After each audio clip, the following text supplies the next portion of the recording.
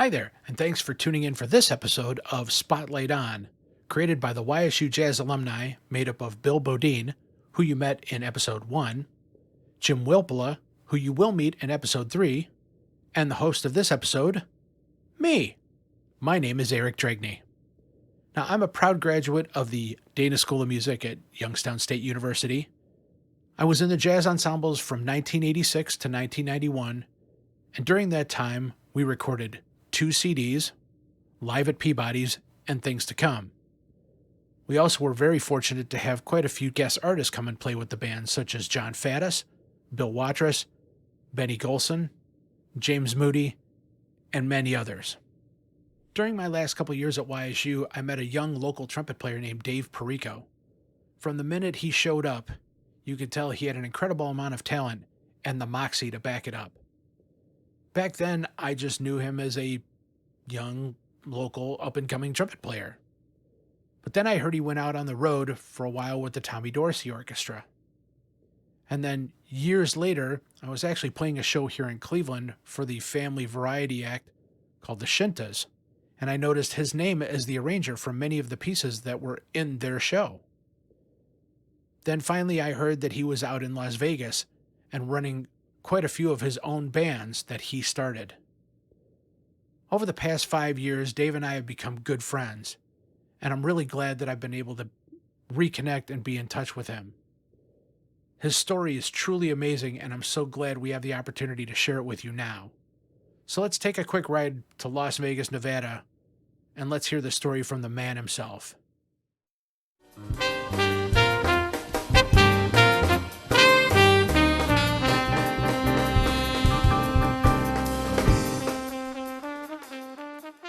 Hi, my name is David Perrico, and I'm a graduate of the Dana School of Music, Youngstown State University alumni. And I want to thank Bill Bodine for inviting me to make a short video regarding the Dana School of Music and the influences of Tony Leonardi. And this is about Tony Leonardi and the Dana School of Music. And of course, thank you to Eric Dregne, who helped facilitate this video. I was at Youngstown State from 1988 to 1994. But before that, I am from Youngstown originally. I went to Whitmer High School, Volney, graduated from Cheney in 1988, and that's where I met Tony Leonardi. Tony Leonardi brought the Jazz Ensemble 1 to Cheney High School, and they played for the entire student body. And I'm a trumpet player, and I remember hearing that band and meeting Tony, and it just blew me away, just seeing that band, and I was hooked. And I actually, prior to that, I had started studying with Soto Pellegrini when I was 12 years old. So I was kind of familiar with Youngstown State and the jazz program, but it was that time when Tony came to our high school with the band, and I was just blown away. And he offered me was able to get a partial scholarship in the jazz performance. So I was there from 1988 to 1994. And I left briefly for 6 years to go on the road with the Tommy Dorsey Orchestra and a couple of cruise ships. And then I returned in 2002, right after 9/11. But discussing the Dana School of Music, the jazz program, the school in general, I have nothing but the highest regards for the standards that were set, especially with Tony in the jazz department, the way he taught, the way he approached, because Tony was coming from a real world experience. Prior to teaching, he was touring with the Woody Herman Band, as a lot of you know. So he brought that experience of the road band into the school, and he just expected you to play at the highest level. He was all about integrity and everything being the best it could be. And it rippled through the whole school. I mean, the jazz concert there at Kilcawley, that was always the highlight. Such great concerts. There'd probably be 1,000 people there between just, obviously the local community and a lot of schools bust their students in to see the concerts, and it always featured Jazz Ensemble 1, Jazz Ensemble 2, sometimes the third band that I was there. That was always the highlight, and Tony was a master at that, at really getting that whole program going, and the excitement around the big band, and I can't stress the big band, and that's when I say rippled through the entire school. All the departments were great, whether it was the vocal department, the wind ensemble, the marching band, the orchestra, quintets, everything across the board, the art department, everything was top notch. It's just a great school. I believe it's an all Steinway school as well. But getting back to Tony, doing those concerts, I loved the fact that looking back, he always had a guest artist every semester. Whether it was Jiggs Wiggum or Eddie Daniels or Benny Golston, John Faddis, Bob Minster, the list goes on. He was always bringing someone in for us to learn from, and give these clinics and play with the band, play these charts. I remember Marvin Stan was incredible. And then he would do some themed concerts. I remember doing tribute to Charlie Parker, or Dizzy Gillespie, Duke Ellington, and so on and so on. It was really a stroke of mastery as a leader in that department. And the way he designed the improv classes and the history classes and the arranging classes. So I think the biggest thing is the real world experience that was there, that we got from being at the Dana School of Music. So it certainly helped when I went on the road with the Tommy Dorsey Orchestra for 6 years, basically 48 weeks a year, one-nighters. Really, it prepared me for being out there, the level that you have to play at. Then I ultimately became road manager for the band, and I think at that time, two other alumni, Phil Palumbi on bass was with the band, Dorsey Band, and Greg Parnell was the drummer and road manager for the Glenn Miller Band. So that was kind of cool. A few YSU graduates, and there were some others as well that went on from the Dana School to go on to the Dorsey Band and travel. So moving forward, I ended up, after finishing my degree, after I came back off the road, I had an offer for a graduate assistantship to do my master's degree at UNLV here in Las Vegas. I was only planning 2 years. I've been here 16 years. But I took the opportunity because I was offered a full scholarship. They paid for my school. They paid me a stipend.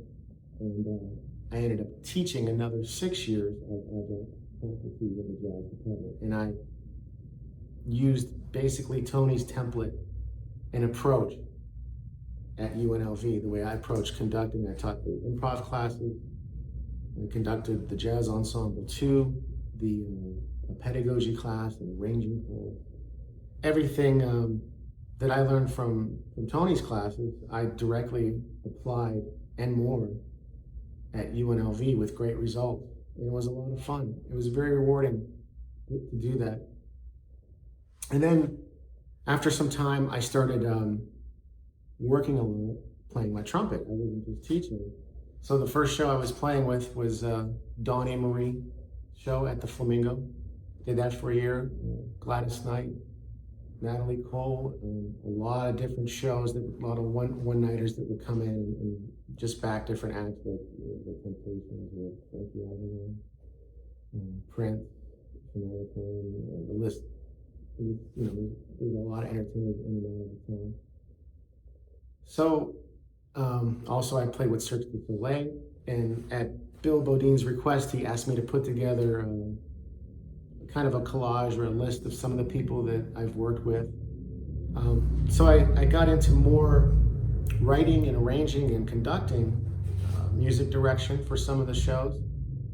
Some of the shows I wrote for was one show called Pinup, which featured a Playboy playmate, Claire Sinclair, which was kind of a rockabilly, fun jump jive show. The Rat Pack is back. I wrote the arrangements for that show, played lead in it.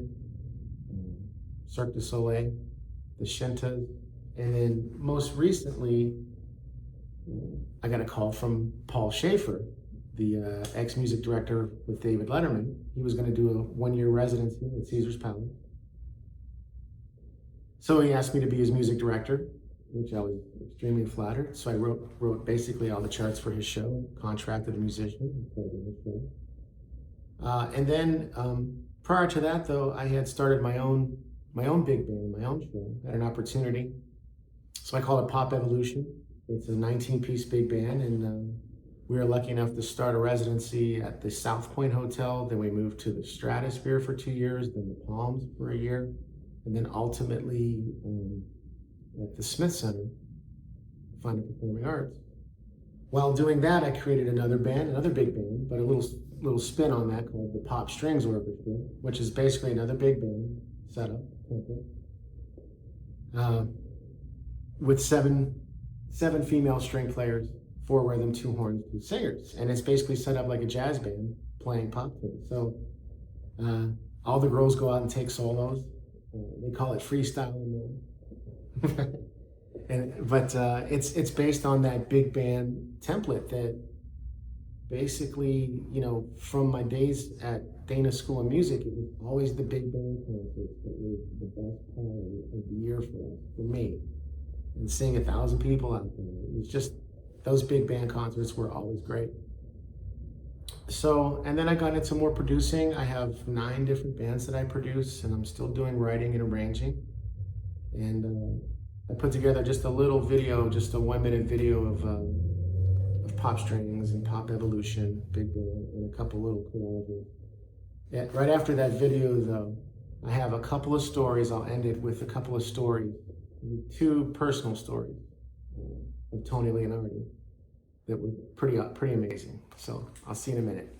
Presenting David Perrico, Pop Evolution, the acclaimed 18-piece band of all-stars, live in the Stratosphere Theater, transforming popular songs from all genres with a big band sound that can only come from a stage packed with professional musicians.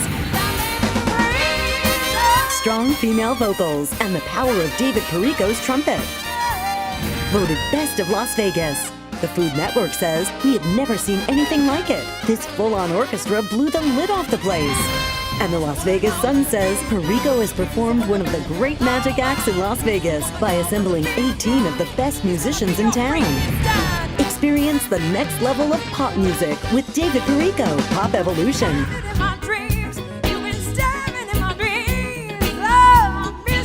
Every first and third Tuesday at 10:30 p.m. in the Stratosphere Theater. Tickets $20 plus taxes. Visit the Stratosphere Ticket Center for tickets. Must be 21 or older.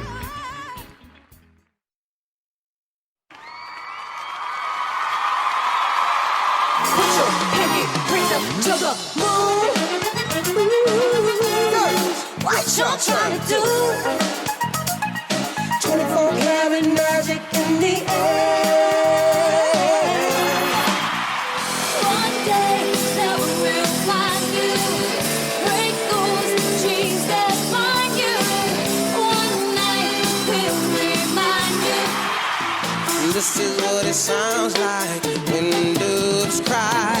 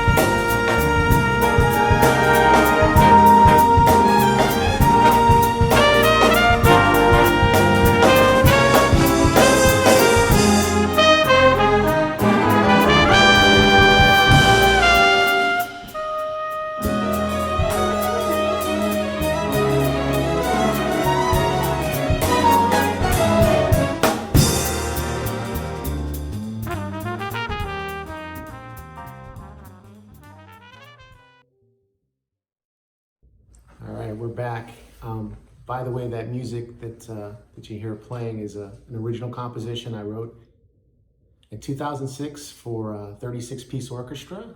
It's called Archetype Dance. And some of those collages you can see with pop strings. Been really lucky to maintain residencies at the Red Rock Hotel and Palms, and ultimately Caesar's Palace the last 4 years.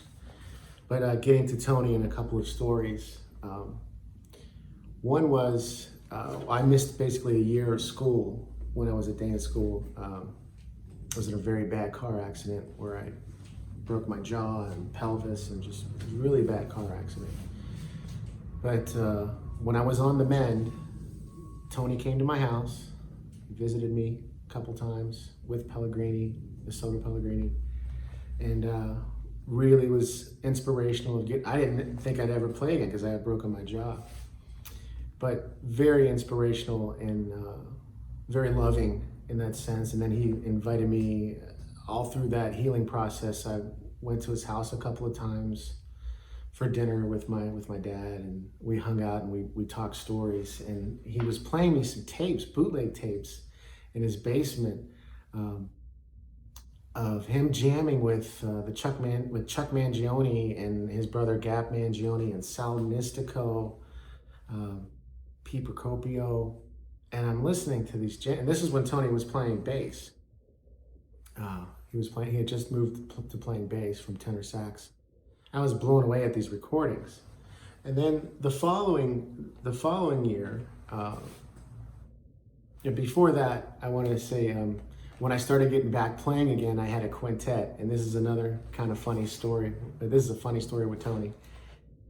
I had a quintet called Kinda Blue, and it was with Phil Palumbi, Greg Parnell on drums, Rich Oakham on piano, and Russ Peterson on sax.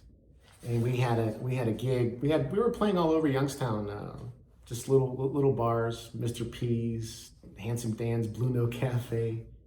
And then my cousin had a place in the Eastwood Mall called Frankie's Pub, and we would play there every Tuesday night. Well, one night Tony came in, and I asked him to sit in, and he did. So when he goes, "What do you want to play?" and I said, "Let's do Footprints." So I made the mistake of not counting it off, and he made that apparently abundantly clear, because I said, "Go ahead, Tony, you count it off." And he started this Footprints like a ballad. And it was the most painful version of Footprints. And it became very clear to me that he wasn't trying to be malevolent, or he was just showing me in a way like, "Hey, you're the band leader, you count the tunes off, you've got the control here in the sense of where the tempos are. And you call the tune where you want it to be." And I don't even think he planned on that. He just automatically reacted like, "Okay, like if you want me to play it, here's how I'll play it." So that was kind of a funny story, and boy was it excruciating trying to get through that song. But then we played then I got it, and we played a bebop tune or something. It was just great fun. We had a blast. But getting back to that tape that he was playing, that bootleg tape of Chuck Mangione, when I was at Youngstown State the last year in 1994, he actually called Chuck Mangione to come to Youngstown and do a fundraiser for the scholarship fund. Well, Tony knew that I was a huge Chuck Mangione fan, and Tony asked Chuck to send me a letter, and he did. I was blown away. And I got this letter, and there's a picture of it, and I'm going to show you. But I was like, "Hey, David, Tony Leonardi tells me to watch out. You're the next Chuck Mangione or whatever, and keep on honking. Look forward to meeting you." So that was like really, really awesome of Tony to do that. And so in turn, I wrote a song called Mangione. I think it's on one of the CDs that were recorded. And when we played it at the concert, Chuck came out from the wings, and he took his hat off and gave me his hat. And that could never happen without Tony's influence, and Tony making that happen. So that was an incredibly touching and inspirational moment all at once. So I'm forever grateful and I think of Tony all the time. So if you're thinking to go to school and go to college for music, Dana School would be my #1 choice, without a doubt. So thanks for your time, and I love to see when everybody comes out to Vegas from Youngstown and I get to visit old friends, and please stay in touch with me. And once again, thanks to Bill Bodine, and I wish everybody all the best. See you.